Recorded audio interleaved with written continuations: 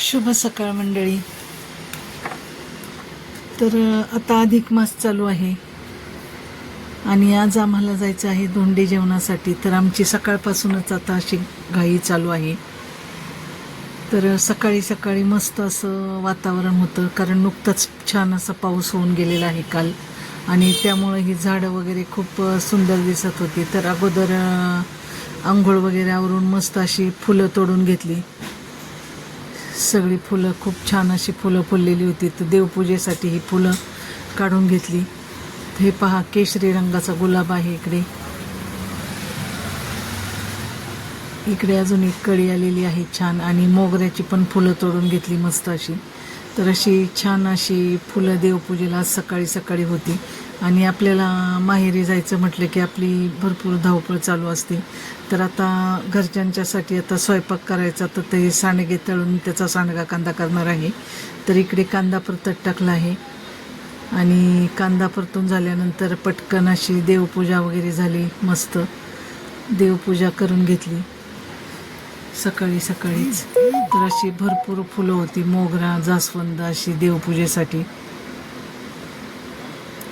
आणि जास्त फुलं असली की एकदम प्रसन्न असं वातावरण वाटतं देवपूजेसाठी. तर आता ही देवपूजा अशी करून झाली.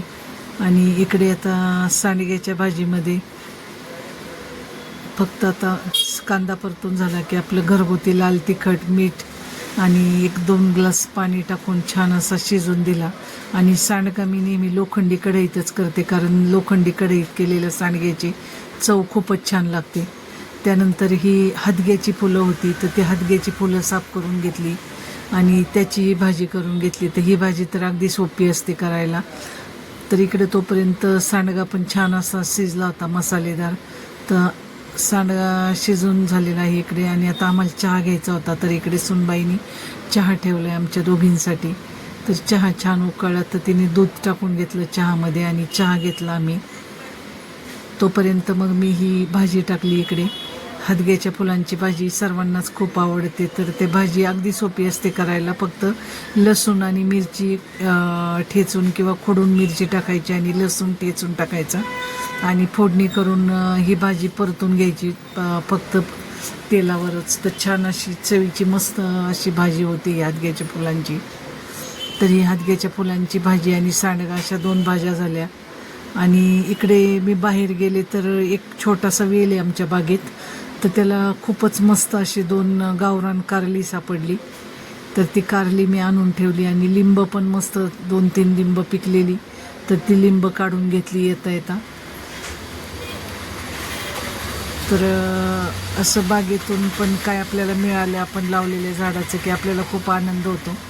तर आता हे लिंबाच्या झाडाला खूप सारी लिंब होती, तर त्यातली जी तयार झालेली ती काढून घेतलेली लिंब. आणि इकडं गाईंना पण चारा वगैरे टाकून घेतला सगळा, आणि मग जायची तयारी चालू झाली. तर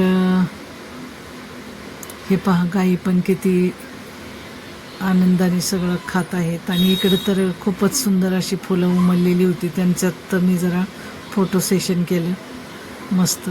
पाठीमागे सीताफळीची बाग आहे. आणि इकडे सुनबाई आता चपात्या करून घेत आहे चुलीवर, कारण गॅस आम्हाला चुलीची सवय लागली आता. तर गॅसवरची चपाती भाकरी नकोच वाटते. खूप खरपूस अशी चपाती आणि भाकरी लागते चुलीवरची. तर लगेचच आम्हाला फरक जाणवतो जर आम्ही चुलीवर नाही केलं तर. तर आता आम्ही आवरून आता आलोत माहेरी. 1 तास साधारण अंतर आहे आमचं सासर ते माहेर. तर छान अशी आमच्या भाचीने रांगोळी काढली होती याची दरवाजातच स्वागतासाठी आमच्या, आणि सगळी तयारी चालू होती. तर आता भाचीचा पहिलाच अधिक मास असल्यामुळे आता तिची तयारी चालू आहे सगळी.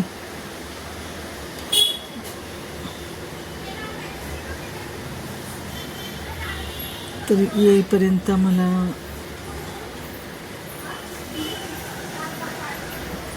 बराच वेळ गेला रस्त्यात काम असल्यामुळे. तर आता आलो आम्ही आणि चहा वगैरे झाला आमचा. आणि त्यानंतर मग सगळ्यांनी सगळे असे बसले होते आतमध्ये गप्पा मारत. तर आमची भाची गौरी हिने छान असं डेकोरेशन केलं होतं. अधिक मासाचे जे वाण असतात त्यांचं कपडे त्यानंतर ताटं, अनारसे आणि ही कास्याची ताटं खूप हौसेने आमच्या भावाने आणलेली कोल्हापुरातून. एक भाची आणि आम्ही तिघी बहिणींसाठी अशी 4 सेट आणलेले, तर ते पण आम्ही ठेवले होते असे. तर अशा प्रकारे आमचं अधिक मासाची तयारी चालू होती सगळी.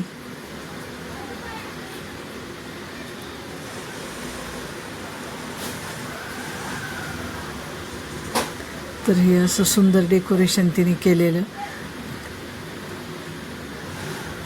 तर ही माझी भाची गौरी आहे, तर तिने केलेलं डेकोरेशन छान असं. तर आता गौरीने एवढं छान डेकोरेशन केलं आहे, तर म्हटलं आता पहिल्यांदा तू बसून तुझंच आपण शूटिंग वगैरे करूया. तर आम्ही काय आता म्हणजे आमचं वय झालं आहे तरी पण आमचा अधिक मास साजरा केला भावाने आईवडील नसताना. तर गौरीलाच आम्ही पहिल्यांदा बसवलं आणि त्यांचं औक्षण वगैरे करून त्यांना वाण दिले. तर अशा प्रकारे मस्त असा सेलिब्रेशन केला अधिक मासाचा सण आम्ही. आणि अशा सणासुदीला ज्यावेळेस आपले सगळं कुटुंब एकत्र येतं तर त्यावेळेस खूपच छान अशी मजा येते. तर आमच्या तिघी बहिणींना पण याच प्रकारे वहिनींनी आणि भावाने ओवाळून याचे अधिक मासाचे वाण दिले. तर आता मी फक्त भाचीचं शूटिंग घेतलं आहे, कारण एवढं सगळं मोठा व्हिडिओ पाहणं खूप बोर होईल तुम्हाला. तर थोडक्यातच मी ही माहिती सांगितली की आमच्याकडे अधिक मास कसा असतो. तर आजचा हा आमचा व्हिडिओ छोटासा कसा वाटला ते नक्की सांगा. आणि अशाच आमच्या व्हिडिओला लाईक करा, सबस्क्राईब करा. धन्यवाद.